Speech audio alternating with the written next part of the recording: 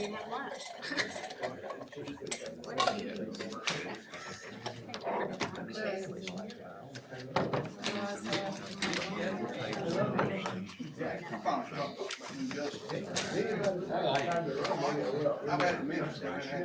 What's that?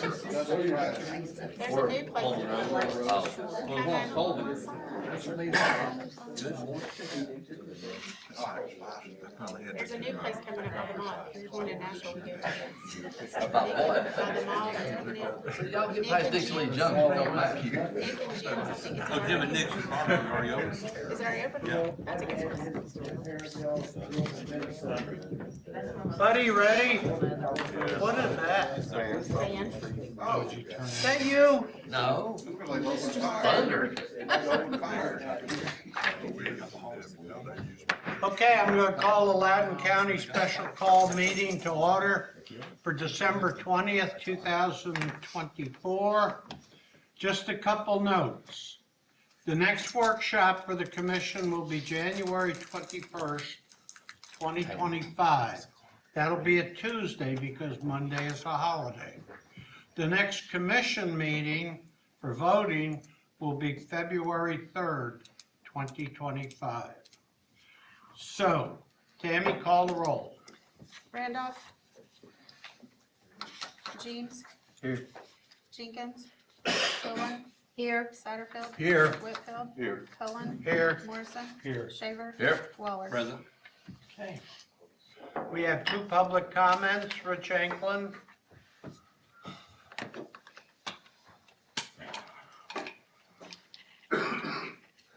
Before the meeting, I talked to Ms. Quillen about who owns the property for the fire and the police that we're gonna build for $2 million.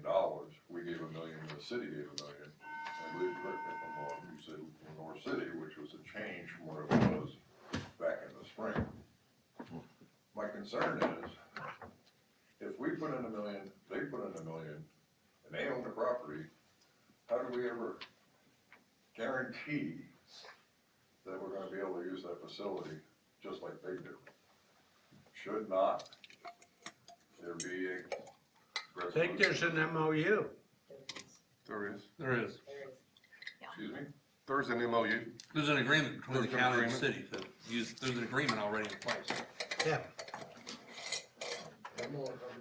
I think it should be a 50-50 ownership. That ship has sailed. I don't know where this is at on the agenda. Me either. It's not. ARPA money. We're not talking about. That's irrelevant. Once you invest the money in there, and it's solely owned by the city of Lenore, what's to say that they will exclude you and or charge you appropriately for use of the facility when you put in 50%? Just a thought I had. I think you ought to cover yourselves. We did, Richard. We did. It was discussed in depth. I was opposed to all of it. Rosemary can tell you it is written out 5 different directions. That's all been handled It's on the memo. weeks, months ago. And you can produce a document that says. Absolutely, we can produce a document. Okay, then I'll sit down. Thank you. Good, Yes. good. Good. Chasey Hackman.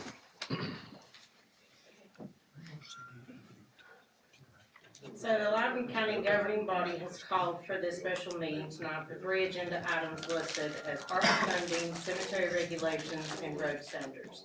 One is about greed and the other 2 about something on someone else's agenda. But my question here tonight is, will anything done here tonight be legal and stand up in a court of law? One reason for asking this is that it is my understanding that any ARPA funding is supposed to be detailed in a public notice to the budget committee, to a workshop, and then have 2 readings, but none of these steps have been taken or followed in reference to this matter to my knowledge. I say that because public notice given about tonight gives no details on what this is for or how much money. We are not allowed to speak, ask questions, or comment while you are discussing this, so all I can do is speculate as to what I think the ARPA funding is about. I'm going to assume that from the last voting meeting a couple of weeks ago, that this is about Commissioner Satterfield's ARPA money for the 3rd district.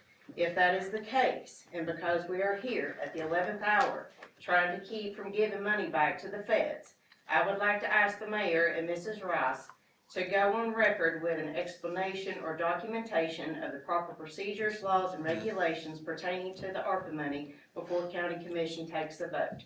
This is a $10 million deal, and taxpayers of Loudon County do not trust this governing body any longer, so we would like reassurance that you all have thoroughly looked over everything, crossed every T, dotted every I, in regards to how this body proceeds tonight, so that there is no questioning or gray areas that would cause the federal government to come back on the taxpayers of Loudon County to pay a part or all of the $10 million because you didn't follow procedures, rules, regulations, or law. For the other two agenda items pertaining to the cemetery regs and road standards, I would like to know what makes these two things more special than the other items that Planning Commission voted on last week, that they get to bypass the workshop meeting and go straight to a vote at a special called meeting. I would also like to know if these two items, along with the new amendments to Article 5 and 3, are even legal, since all of this came about from the ad hoc committee of two that is not even structured correctly or legally. According to Loudon County documents under Loudon County committees, it states under ad hoc committee that it is a committee with a minimum of 3 members, not 2. And it also states that the mayor appoints and will provide in writing a concise description of the tasks to be performed and expected completion date. The committee will submit to the mayor a written report of its findings and recommendations. Not only do we not have the minimum numbers of required members, but we don't have any written concise description of the tasks to be performed or written reports of their findings and recommendations to the mayor, to my knowledge. Due to the fact that we do not and have not had the required number of members on this committee in several years, I would ask the county commission table these two agenda items until further investigation into this matter can be made and cleared up. Thank you. I'm gonna turn it over now to Erin. Think she's gonna answer the ARPA funding. And I believe Jim Jenkins is bringing his zoning changes to the January workshop, which will be January 21st. Is that right, Jim? Item 6 will be yes, sir. Item 6 will be yes, sir. Okay, I'm not requesting anyone vote on that. all right. Erin, it's yours. Okay, all right, so, since we have this opportunity to meet in a meeting and vote on some ARPA appropriations, I went through the financials and I pulled out everything that came in under budget, and these are the amounts that are left. Now, I spoke with audit, and what audit suggested is that we reimburse payroll expenses back into the general fund. That moves this money back into the general fund, that way we don't lose it. Okay? All right. So I can go through and explain to you what was left over in some of the projects from ARPA. There was $365 left out of District 1 for the EMA project for the radios. There was $2,715 left over from law enforcement equipment that was done a couple of years ago. There was $122 left out of motor vehicles for law enforcement. There was $17,050 left over from Shipley and Hawk Road because it came in under budget. There's $3,000 left out of, left over from the phone system that was put in all of the different offices among the county. There was $26,267 left out of the animal shelter vehicle, and there was approximately $100 left out of the codes vehicle. And that's all. So that comes up to a total of $49,619.78.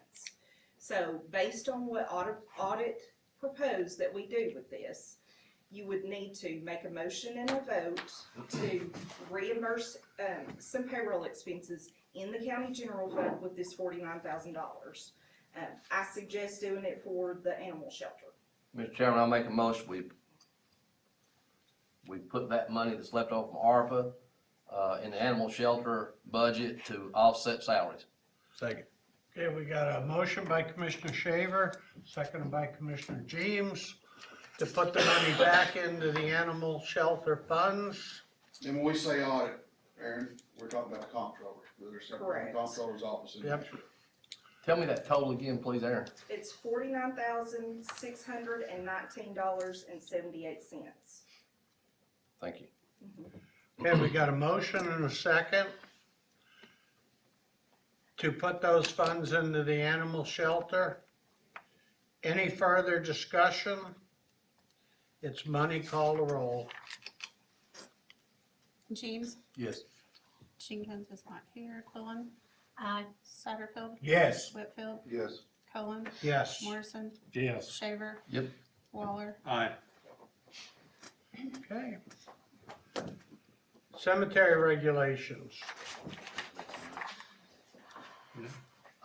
Commissioners, so our cemetery regs are very small and vague. This regulation changes merely to reduce the acreage. Current minimum acreage is 20 acres, but for federally recognized nonprofits, we will reduce that acreage to 5. Out of 19 years, not had anybody ask about cemeteries, and all of a sudden you have some churches wanting to do cemeteries again. Obviously, 20 acres is pretty excessive, but this would allow a church to come in, be able to have a cemetery on the property and with the church or without. That is the only change. It was recommended, it was a resolution that was created and put before planning commission, and they vote to recommend that. We sent it first to planning commission. Planning commission has voted on it, so you're back with it. So we've talked about it at a workshop here. It's gone to planning, they voted, and now it's back here for us to vote. Yes. Thank you. Okay, I'll make a motion to approve this resolution. okay, we got a motion by Commissioner Waller. Do we have a second? Second. We got a second by Commissioner Shaver to approve the change for smaller cemeteries within Loudon County, No, right? strictly for churches and nonprofits. Federally recognized Federally nonprofits, yes, sir. recognized. So it won't just be any cemeteries. Okay, Plus, they still have to come in for rezone. They do. I mean, they, okay. So no one can just go open a cemetery anymore in any zoning. They have to come and ask for a rezone. Yes. community facilities district zoning. Okay, Mm-hmm. any further discussion? All in favor signify by saying aye. Aye. Any opposed? Motion carries. This item 6, I'm not requesting a vote this evening. Just bringing it to your attention. I got a little confused with some delays, that's my fault. But nevertheless, County Commission currently has a law that requires subdivisions of more than 9 lots have to connect to a county road that is 20 feet wide, measured white line to white line. Inside white line to white line. Inside white line, yes, sir. And it has to do that all the way back to another road that meets that standard. That's the law that y'all have passed. So once that law was passed, we've worked in reading documents, going to planning commission workshops to come up with some additional standards to what that looks like. So the end result in the resolution y'all see at the workshop will be for subdivisions with more than 9 lots or developments with more than 9 dwelling units will be required to connect to a county road that's 20 foot measured inside white line to inside white line. It sets the parameters at the increments, no less than 4 measurements, and at least at 1/10 mile increments. That regulation goes on to add additional requirements, and some of these things were not in place for what it's worth. You know, we just said 18-foot asphalt and we're done. More than 50 lot developments or more than 50 dwelling units will be required to provide additional traffic study by a qualified traffic engineer to address traffic safety. There's some items in there, you know, whether you need a wider road, whether you need acceleration, deceleration lanes, whether there's intersections these roads discharge out on that need to be improved. There's some language in there as to how that traffic study will take place. There's some language in there that says it's the responsibility of the developer to work with the highway department and any other appropriate, entity involved to, based on what they need to do, whether they have to secure right of way, whether they have to, what they need to do for this traffic study. They'll be submitting plans to the highway department for review. It puts in place that they'll be required to submit a letter of credit that will remain in place for 1 year after the final plat has been recorded. Letter of credit's important, in my opinion. We're gonna start, if we do have work going on in the public way, the last thing we need is work going on for extenuated period of time, disrupting, traffic patterns and safety. So all that will be worked through with the highway department. And last but not least, it's very specific, this will all be required in Loudon County proper, including properties inside the UGBs of Greenback, Philadelphia, City of Loudon, City of Lenore City, or any other municipal land or land in adjacent jurisdictions. So now these developments that come into building a development outside maybe what our planning commission would see, when they connect to this county road, it gives some standards as to what they'll be facing in trying to do these improvements. I didn't hear you say the word UGB. He It did. is. Okay. We'll get, I don't know if y'all have a copy of that resolution, there will be one in your office. It's in here. Awesome. So you can review that, you can ask any questions, and obviously we'll be back at the workshop to address this.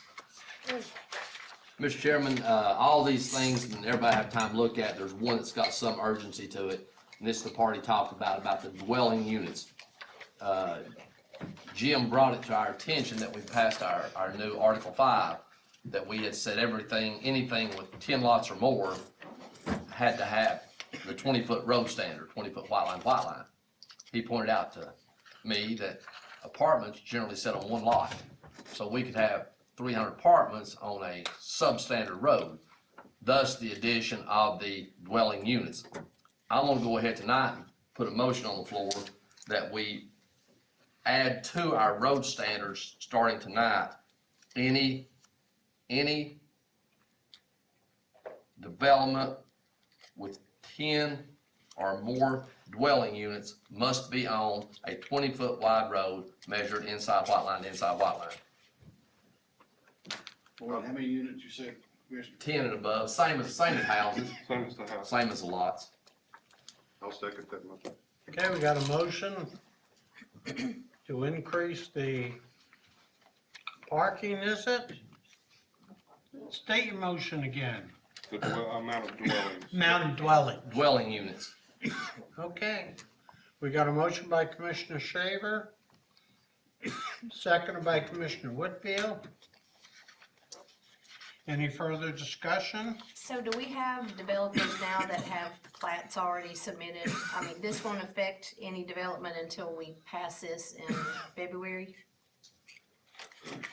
What happens to those people that have already made plans and now we're changing? Well, I mean, if you have a plan submitted that was prior to the 9 lot that you all passed earlier, then it would have been approved. Okay, Makes sense. But anything that's submitted from once you all passed your 9 lot forward would have to meet that. And then if this is approved in February, then anything presented after that period of After time that, would have to meet okay. this. thank you. Okay. That's grandmother and grandfather. Okay, you got a motion by Commissioner Shaver, seconded by Commissioner Whitfield. Any further discussion? All in favor signify by saying aye. Aye. Okay, motion carries. Motion to adjourn. Wait, Chairman, Cullen, could I speak just a second, please? Go ahead. I want to thank you folks for setting this meeting up, part of it on my behalf. Best laid plans and everything that you lay out there, and hope that it'll work out. Sometimes doesn't, but the two things that I hope to address with the ARPA funds was, number one was the sewer project for Greenback, and number two was the fire department. And as we were getting close to the government's required spend date, I said the $495,000 that I had, we went ahead and put it in to the sewer project. Not knowing when TDEC, if and when they get around to, letting us begin the project. Well, anyhow, bids were open this week finally. And I knew they were going to be last week, so we had to call meeting. I was hoping we would have money left over due to the number of people we had sign up. And like I said, we had 1.9 million from TDEC, 400 and almost $500,000 of the ARPA funds that I had, and the city of Greenback, 125,000. But when we opened the bids and we only had one bidder, it happened after everything was tallied up, we were $68,000 short in order to do the project. So what we were going to do tonight was to, again, jump to another hoop, decommit, if we had extra money, decommit that, so then I could fund Greenback Fire Department.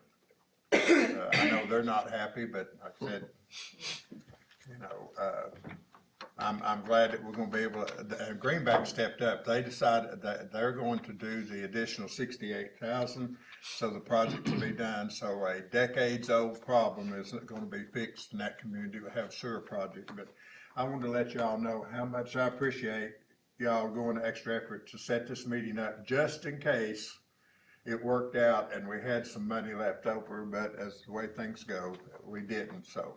But it did help with the projects that came in under. Oh, yes. That came in under budget, because we Well. could move that around, and we had this meeting available to do that. So it's a good thing that we have it. Well, I'm glad we did. I just want people to know that we tried.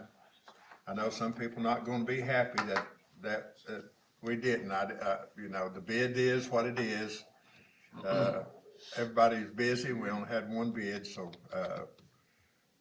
we want the project to proceed, so I just want to let everybody know, thank you for doing this, and hopefully I can repay it. And the folks that came tonight, I didn't want you to leave here, you knew probably why we were doing this, but I want to let you know that it rained on my parade.